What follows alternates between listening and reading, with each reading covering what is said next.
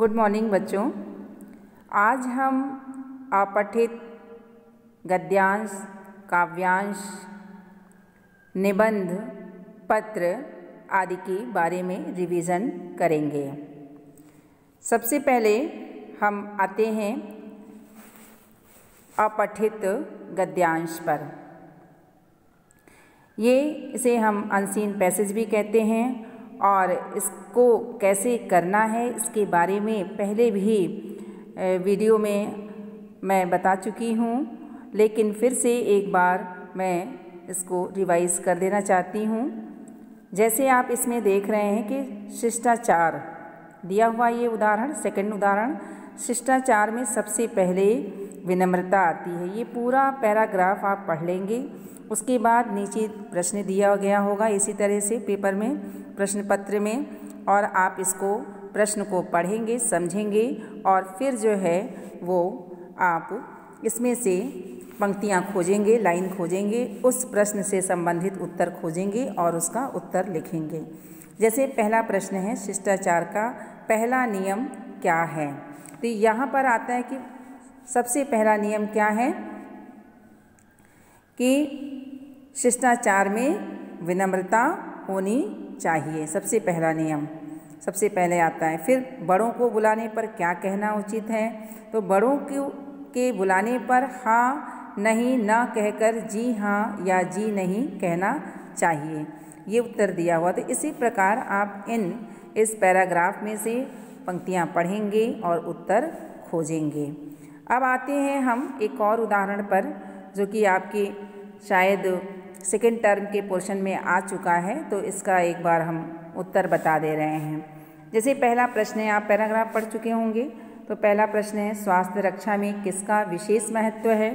तो यहाँ पर क्या है? स्वच्छता का विशेष महत्व है, तो ये ख वाला ऑप्शन आप चूज़ करेंगे। दूसरा है, किसकी स्वच्छता सबसे अधिक आवश्यक है? 4 ऑप्शन दिए हुए हैं, तन की, मन की, घर और आसपास के वातावरण की और घ उपर्युक्त सभी। तो इसमें कौन सा सही होगा? चौथा, घ उपर्युक्त सभी, माने तीनों चीज़ों की स्वच्छता आवश्यक है। किसकी स्वच्छता सबसे अधिक आवश्यक है? तो सबकी आवश्यक है। यहाँ पर ये होगा। प्रदूषित वातावरण से क्या होता है? तो यहाँ पर है अनेक बीमारियाँ होती हैं। प्रदूषित दूसरा ऑप्शन है, तन मन पर बुरा प्रभाव पड़ता है, पशु पक्षी प्रभावित होते हैं। तो यहाँ पर प्रदूषित वातावरण से ये पहला ऑप्शन, अनेक बीमारियाँ होती हैं। आप यहाँ लाइन में देख सकते हैं, ये लाइन है, ये लाइन, प्रदूषित वातावरण अनेक बीमारियों को जन्म देता है। तो ये ऑप्शन यहाँ से ले लेंगे आप कि अनेक बीमारियाँ होती हैं। फिर चौथा है, स्वास्थ्य को ठीक रखने के लिए क्या क्या आवश्यक है? पहला ऑप्शन है नियमित व्यायाम और खेल कूद।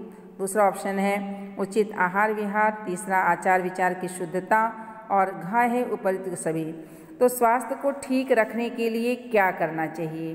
तो व्यायाम एक यहाँ पे दिया हुआ है कि आहार विहार के साथ आचार विचार की शुद्धता भी स्वास्थ्य को ठीक रखने में विशेष भूमिका निभाती है। यहाँ पे आचार विचार की क्या क्या आवश्यक है? तो यहाँ पर उपयुक्त सभी, नियमित व्यायाम और खेल कूद, उचित आहार विहार, आचार विचार की शुद्धता, ये तीनों आवश्यक है, इसलिए आप घ ऑप्शन चुनेंगे, उपयुक्त सभी। इसका उपयुक्त शीर्षक हो सकता है स्वच्छता का महत्व, स्वास्थ्य रक्षा के अंग, स्वास्थ्य तथा व्यायाम। तो इसमें सबसे उपयुक्त शीर्षक है स्वास्थ्य रक्षा, ख। अब हम आते हैं अपठित काव्यांश पर। मान लीजिए काव्यांश का मतलब कविता का अंश, कोई भी कविता का एक अंश आ जाएगा, 4 लाइन 5 लाइन का भी हो सकता है, ये 8 लाइन 9-10 लाइन का भी हो सकता है। तो इस प्रकार से ये उदाहरण आप देख रहे हैं। इसमें क्या करेंगे, आप कविता को पढ़ेंगे, बार बार उसके भावार्थ को समझेंगे और फिर जो है प्रश्न को पढ़ करके उसके उत्तर इस कविता की लाइन में ढूंढेंगे। शीर्षक का चयन करते समय भी पूरी कविता के मूल भाव को समझना ज़रूरी है। आप मूल भाव समझेंगे तभी उचित शीर्षक दे सकते हैं। शीर्षक का मतलब है कि आप उसकी हेडिंग देंगे, कविता को एक नाम देंगे। अब यहाँ पर जैसे पहला प्रश्न है, पहला जो अपठित काव्यांश दिया हुआ है, यहाँ पर आपने पहले पढ़ा नहीं। अपठित का मतलब होता है कि जो आपने कभी पहले पढ़ा न हो और तुरंत सामने पढ़ रहे हों और तुरंत ही इसको समझ करके इसका उत्तर दे रहे हों। तो यहाँ पर है फूल खिले हैं देख इन्हें मन मेरा है खिल जाता, यहाँ गुलाब चमेली गेंदा वहाँ कमल मुस्काता, मत तोड़ो ये फूल मनोहर, गंध सभी को देते, सबके मन को हर्षित करते, कुछ न किसी से लेते, ये देते हैं गंध सभी को, तुम ऐसा कर जाओ, भला दूसरों का हो जाए, तुम भी सुख यश पाओ।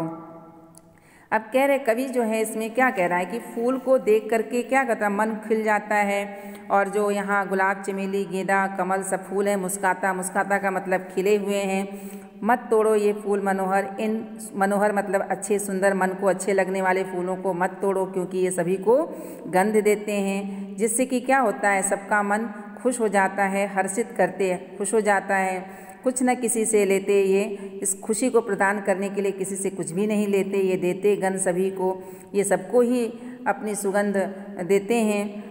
तुम भी कुछ ऐसा इससे सीख लेकर के तुम भी कुछ ऐसा ही कर जाओ जिससे कि दूसरों का भला हो और तुमको भी सुख और यश प्राप्त हो जाए। तो ये कविता का भावार्थ आप या अर्थ निकाल लेंगे। उसके बाद जो प्रश्न है उसको आप उत्तर उसका ढूंढेंगे। बाग में कौन कौन से फूल खिले तो आपको उत्तर मिल जाएगा, गुलाब चमेली गेंदा तथा कमल के फूल खिले हैं। दूसरा है कवि फूल नहीं तोड़ने के लिए कह रहे हैं, कवि क्या नहीं करने के लिए कह रहे हैं, तो क्या उत्तर होगा, कवि फूल नहीं तोड़ने के लिए कह रहे हैं। कवि क्या कर जाने के लिए कहते हैं, तीसरा प्रश्न है तो आप लिखेंगे उत्तर दिया हुआ है, कवि दूसरों का भला करने के लिए कह रहे हैं। और शीर्षक है खिले फूल, दिया हुआ है खिले फूल यहाँ के हिसाब से। और आप जो हैं और भी कुछ सोच सकते हैं कि क्या होगा इसका शीर्षक, तो आपके हिसाब से भी कुछ और भी आप लिख सकते हैं। फूल खिले इसमें दे रहा है, या आप मुस्काता फूल भी लिख सकते हैं इसका शीर्षक। इस प्रकार से कुछ अन्य शीर्षक भी आप जो इस कविता से संबंधित हो आप दे सकते हैं। अब हम आते हैं पत्र लेखन पर। आपको प्रश्न पत्र में 2 प्रकार के पत्र लिखने के लिए आएंगे, ऑप्शन दिया होगा, कोई एक करना होगा, अनौपचारिक पत्र और औपचारिक पत्र। ये दोनों पत्र आएंगे। आपके जो फर्स्ट टर्म और सेकंड टर्म में पत्र आ चुके हैं उसमें से दोनों अब आपको इस बार थर्ड टर्म के लिए आएंगे, दोनों में से आपको दिए जाएंगे। आप इसके बारे में विस्तार से पढ़ चुके होंगे, लेकिन फिर भी आप एक बार इसको ध्यान से देख लीजिएगा कि किस प्रकार से पत्र लिखते हैं।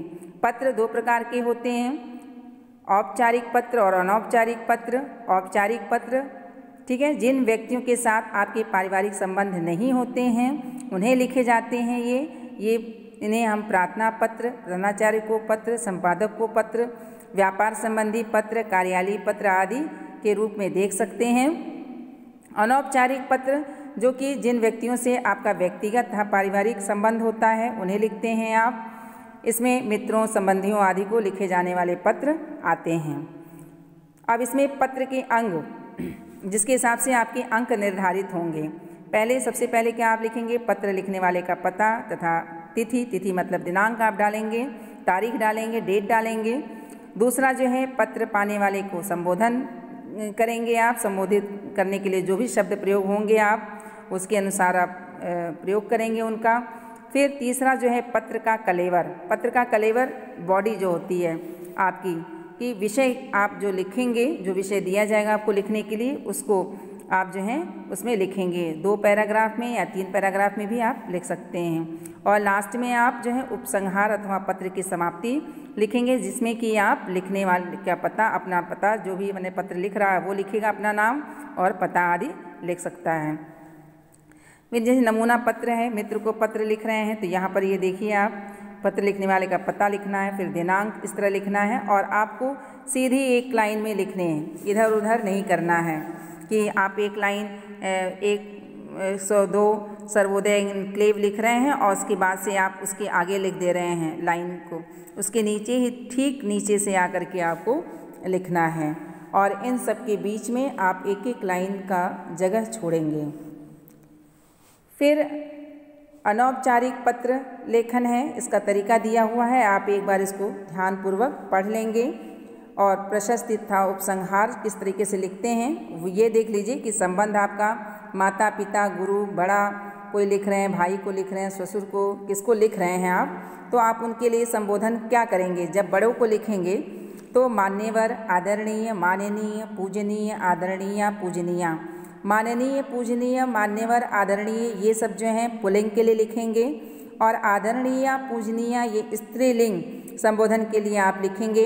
अभिवादन में आप नमस्कार, प्रणाम, चरण स्पर्श लिखेंगे, जिसको भी जैसा भी आप प्रयोग करते हों आप लिख सकते हैं। फिर निवेदन में आप लास्ट में जो लिखते हैं कि आपका स्नेह पात्र, आपका कृपा आकांक्षी, आपका आज्ञाकारी आदि, तो ये आप लिख सकते हैं। फिर आप छोटे भाई को, पुत्र को, भतीजा, भतीजी ये सब छोटे को लिखते हैं तो आप चिरंजीव, प्रियवर, प्रिय करके आप उनको संबोधित कर सकते हैं। और अंत में जो अभिवादन का शुभाशीष प्रसन्न रहो लिखते हैं उसके बाद से, और उपसंहार जब लास्ट में ख़त्म करते हैं आप पत्र को तो क्या लिखते हैं, तुम्हारा हितैषी, शुभाकांक्षी, शुभचिंतक, कोई भी इसमें से शब्द आप प्रयोग कर सकते हैं।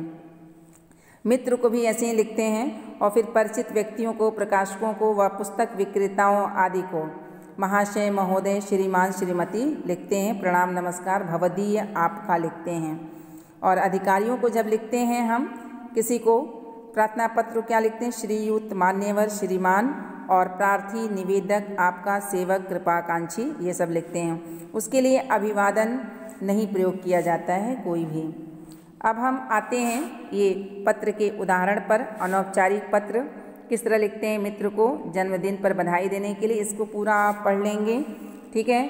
और औपचारिक पत्र को भी आप पढ़ लेंगे पूरा का पूरा उदाहरण में से भी। और जो ये एक्सरसाइज दिया हुआ है, एक्सरसाइज में जितने भी दिए हुए हैं वो सब आप इसको पढ़ेंगे और इन्हीं उदाहरणों में से मिला करके इसको स्वयं लिखने का प्रयास करेंगे, अभ्यास करेंगे। अब आते हैं निबंध पर। निबंध लेखन, इसके बारे में भी पहले बताया जा चुका है कि निबंध किस प्रकार लिखना है, किस प्रकार के अच्छे निबंध पर नंबर अच्छे मिलते हैं। लिखावट पर आपको विशेष ध्यान देना है। जो भी चीज़ लिखेंगे वो आप साफ सुथरा और लिखेंगे। आपकी अक्षरों की बनावट स्पष्ट होनी चाहिए जिससे कि हम उसको पढ़ सकें कि वो क्या लिखा हुआ है। इन सब पे भी जो है यदि ठीक नहीं होगा, लिखावट सही नहीं होगी, सुंदर नहीं होगी तो अंक इस पर कट सकते हैं। अब ये आप जो है निबंध के बारे में, निबंध 4 प्रकार के होते हैं, वर्णनात्मक, विवरणात्मक, भावनात्मक, भावात्मक और विचारात्मक। इस प्रकार की है निबंध, 4 प्रकार के आप लिख सकते हैं। ऐसे निबंधों में वर्णनात्मक मान लीजिए तो मेले में त्यौहार, दृश्य आदि का वर्णन होता है, इसमें आपको वर्णन करना होता है। तो त्यौहार के बारे में इस बार भी आ सकता है, किसी त्यौहार के बारे में लिखिए। विवरणात्मक, ऐसे निबंध में किसी विशेष स्थान, स्मारक आदि का होता है, जैसे गंगा, हिमालय, कुतुब मीनार, ताजमहल आदि का आप कर सकते हैं। कहीं घूमने जाते हैं तो आप वहाँ के बारे में बता सकते हैं, ऐतिहासिक स्मारक के बारे में। फिर भावात्मक, ऐसे निबंधों में भावों की प्रधानता होती है, जैसे मित्रता, सत्संगति, मेरी प्यारी नानी, मानवता आदि पर आप निबंध लिख सकते हैं। विचारात्मक निबंध, इसमें घटना, प्रसंग, राजनीतिक विषय आदि पर विचार व्यक्त किए जाते हैं, जैसे विद्यार्थी और अनुशासन, राष्ट्र प्रेम, बढ़ती जनसंख्या आदि। तो ये विचारात्मक निबंध होते हैं। निबंध में 3 अंग हैं, मतलब कि आप निबंध जब लिखते हैं तो आपको मुख्य किन बातों का ध्यान रखना पड़ता है। पहले तो आपको सबसे पहले भूमिका बनानी होती है, उसकी भूमिका लिखनी होती है, शुरुआत करनी होती है कि सुंदर ढंग से इसमें 4-5 पंक्तियों में ही विषय को समझाया जाता है, इंट्रोड्यूस कराया जाता है। फिर उसके बाद से आप विषय विस्तार में आते हैं। इसमें पैराग्राफ वाइज आप 3-4 उसमें लिख सकते हैं, पॉइंट वाइज नहीं डालेंगे, आप पैराग्राफ वाइज लिखेंगे, कोई हेडिंग नहीं डालेंगे उसमें, और प्रत्येक भाव या विचार को एक अनुच्छेद में लिखते जाएंगे आप। इसको क्रम से और तर्कसंगत ढंग से ही आप लिखें। किस बात को पहले लिखना है और किस बात को बाद में लिखना है इसका ज़रूर ध्यान रखें। सभी अनुच्छेदों को एक दूसरे से संबंधित रखें, क्योंकि प्रत्येक अनुच्छेद एक कड़ी में होना चाहिए, उसकी एक श्रृंखला होनी चाहिए। फिर अंत में आप जो है निबंध का अंत उपसंहार के रूप में कर सकते हैं। इसमें निबंध के विषय में जितनी भी बातें लिखी हुई हैं उसको 2-3-4 लाइन में आप अपने विचारों के साथ निष्कर्ष रखेंगे, कंक्लूजन रखेंगे उसका। इसके बाद जो है निबंध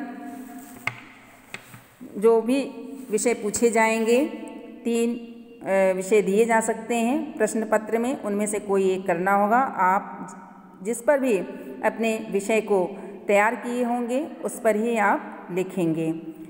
आशा है कि आपने बातों को समझ लिया होगा। धन्यवाद।